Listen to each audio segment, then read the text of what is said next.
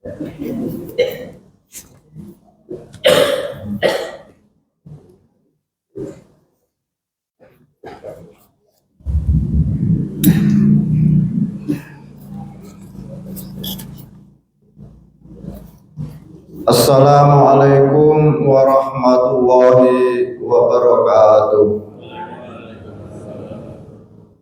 Al-Fatihah.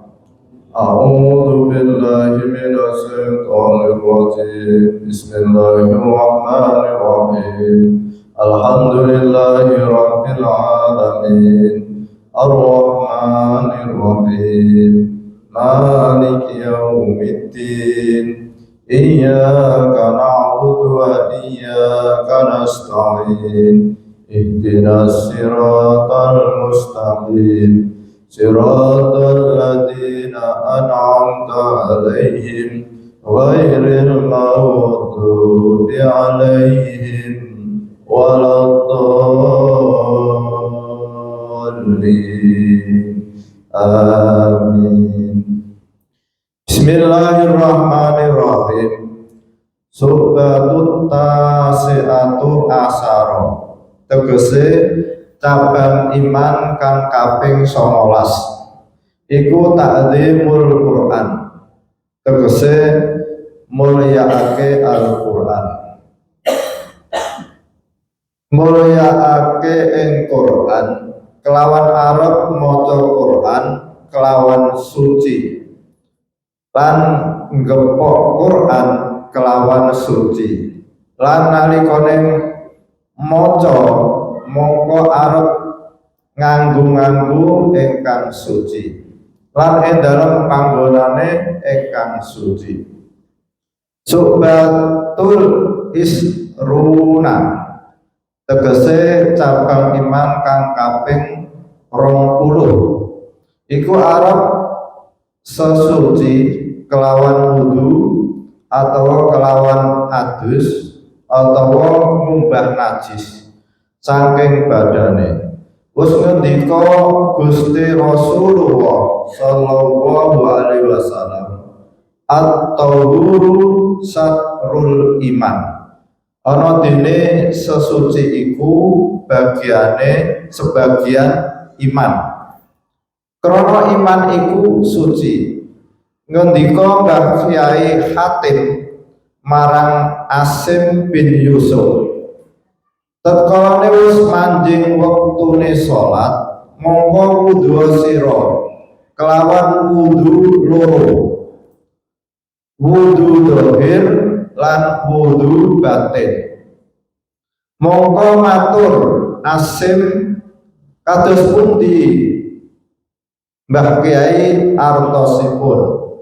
Mongko ngendika Mbah Kyai Hatim, anapun wudu zahir mongko wis weruh sira, anapun wudu batin mongko iku tobat saking sekae maksiat lan getun nelongso lan ninggal nipu lan ninggal sak utawa ragu-ragu lan ninggal kibir utawa sombong lan ninggal demen donya lan ninggal ing demen kepuji marang manungsa lan ninggal riyasah tegese rumangsa kuwasa. Mongko sapa-sapa wonge dawam wudune tegese jaga wudune mongko slamet saking balak utawa bilahi lan jembar rezekine, ora fakir sak lawase. Bismillahirrahmanirrahim. Pada pagi hari ini kita melanjutkan cabang iman yang ke-19 dan yang ke-20. Cabang iman yang ke-19 yaitu sebagai kesempurnaan iman kita, maka kita wajib memuliakan Al-Quran. Memuliakan Al-Quran oleh Mbah Kyai yang pertama yaitu ketika membaca. Kita membaca, kita harus berwudu dulu sebagai bentuk kita memuliakan Al-Quran. Lalu yang kedua, ketika kita memegang Al-Quran, maka kita harus dalam keadaan suci dari hadas besar maupun hadas kecil. Lalu yang ketiga, kita usahakan ketika kita membaca Al-Quran itu pakaiannya yang bersih, yang suci, karena kita sebagai bentuk mengagungkan yang kita baca ini adalah kalamullah. Lalu yang keempat, kita cari tempat yang bagus, yang bersih, tidak di sembarangan, tidak di dapur, tidak di tempat-tempat yang kotor. Itu sebagai bentuk kemuliaan. Nah, alhamdulillah pada hari ini adalah pada bulan ini, bulan Ramadan, di mana diturunkannya Al-Quran. Saya tahun 2008 itu beli buku ini. Ini buku yang ditulis oleh Bapak Profesor Dr. Quraish Shihab. Judulnya Ujian Al-Quran. Tadi malam saya kaji ulang. Tahun 2008 saya baca sampai khatam, tapi sekarang lupa semua. Nah, tadi malam saya, wah ini ada bahas Al-Quran. Nah ini bagus sekali kalau Bapak-Bapak ada waktu bisa membaca yang ditulis oleh Bapak Quraish Shihab, judulnya Ujian Al-Quran. Di sini diantaranya itu apa yang dibukakan oleh Pak Quraish Shihab itu belum ada salah satu buku atau kitab suci ya. Kitab ini kok untuk ganggu Bang. Jadi yang dihafal oleh jutaan orang, hanya Al-Quran yang bisa dihafal oleh jutaan orang dari pertama sampai akhir. Ini dalam buku ini. Kira-kira Bapak yakin apa ada buku yang sebesar Al-Quran dihafal oleh jutaan orang dari awal sampai akhir? Ini satu kemujiatan Al-Quran. Katakanlah Pak Haji Udawi itu misalkan hafal surat Waqiah, tapi belum tentu hafal terjemahannya. Nah ini bedanya. Coba yang sederhana aja, kita hafal Al-Fatihah, tapi belum tentu Pak Suki ini tak coba hafalkan terjemah Al-Fatihah dari dengan nama Allah yang Maha sampai Waladhdallin. Nah ini salah satu ujian Al-Quran.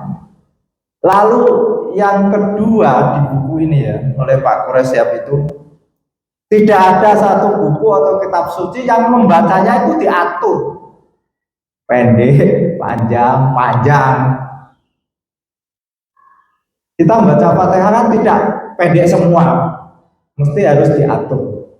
Mana ada buku yang dibaca harus diatur seperti itu? Sekalipun itu bahasa Arab, tapi kalau kita katakanlah membaca manaqib, membaca kitab-kitab yang berbahasa Arab, itu beda. Bahkan hadis itu membacanya dengan baca Al-Quran beda. Hadis itu nggak pakai panjang pendek, nggak masalah. Tapi kalau Al-Quran itu ada aturan yang namanya di situ ada tajwid.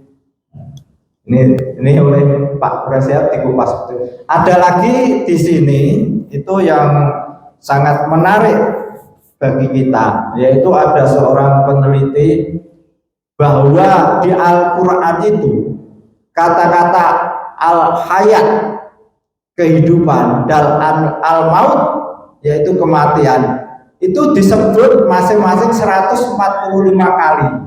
Jadi antara hidup dan mati itu imbang. Ini luar biasa. Mana ada buku atau kitab suci yang mengatur seperti ini? Lalu yang kedua itu di sini disebutkan An-Nafi. yaitu manfaat, dan al-fasad yaitu kerusakan. Itu disebut di Al-Quran itu sebanyak masing-masing 50 kali. Jadi manfaat 50 kali nafi, terus fasad kerusakan 50 kali. Ini mana ada buku yang mengatur, menyebut keseimbangan seperti itu. Lalu disebutkan lagi di sini ada al-haru yaitu panas, al-bardu yaitu dingin. Itu di Al-Quran masing-masing disebut 4 kali. Luar biasa. Kalau bapak-bapak ada waktu coba diteliti, dicari al-hayat, ditulis ada berapa kali. Ini masih banyak lagi ini. Ada lagi di sini apa ini? Al-kufru, kekufuran. Terus al-iman, yaitu iman. Itu di Al-Quran disebut masing-masing 17 kali. Jadi kafir dan iman itu imbang 17 kali. Dan di sini banyak sekali.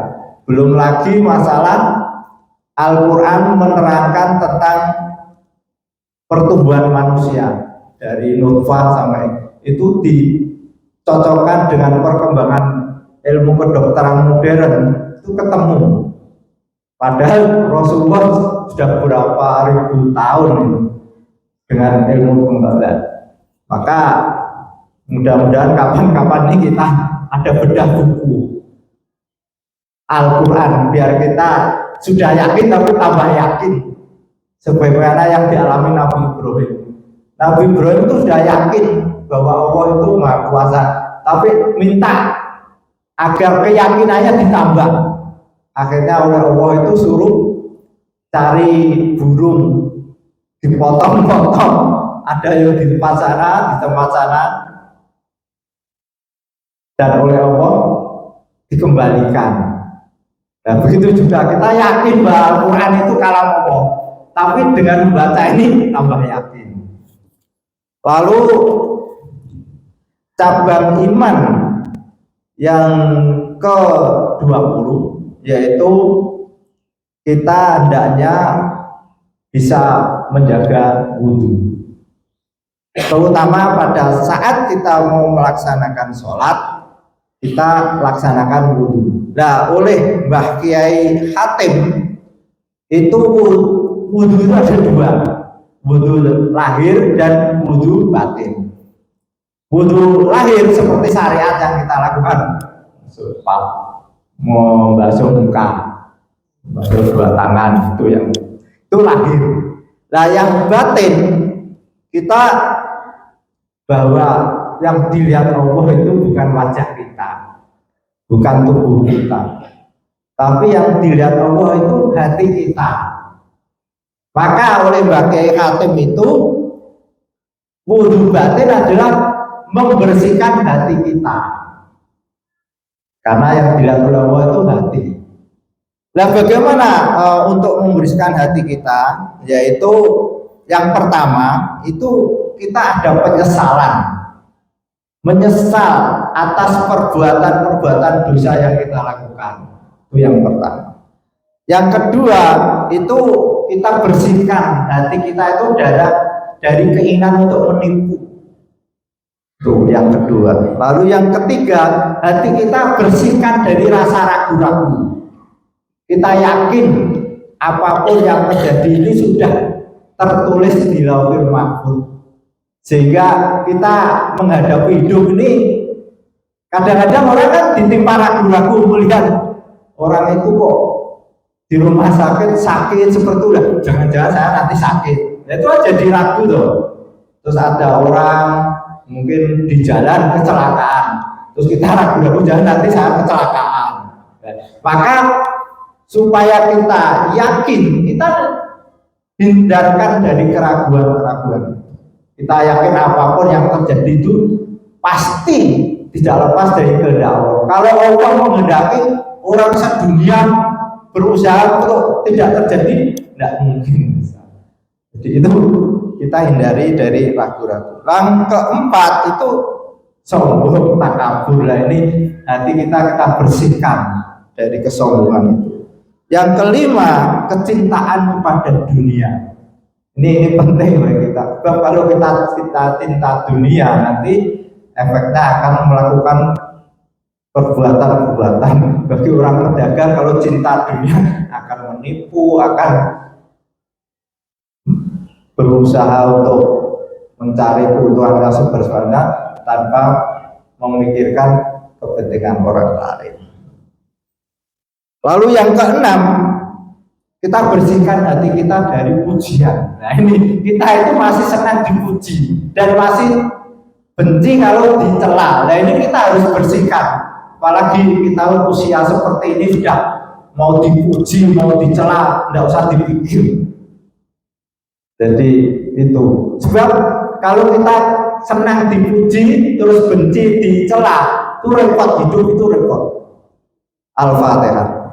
A'udzubillahi minasyaitonir rajim. Bismillahirrahmanirrahim. Alhamdulillahirabbil alamin. Arrahmanirrahim. Maliki yaumiddin. Iyyaka na'budu wa iyyaka nasta'in. Ihdinas siratal mustaqim. Siratal ladzina an'amta 'alaihim ghairil maghdubi 'alaihim waladdallin. Amin. Assalamualaikum warahmatullahi wabarakatuh.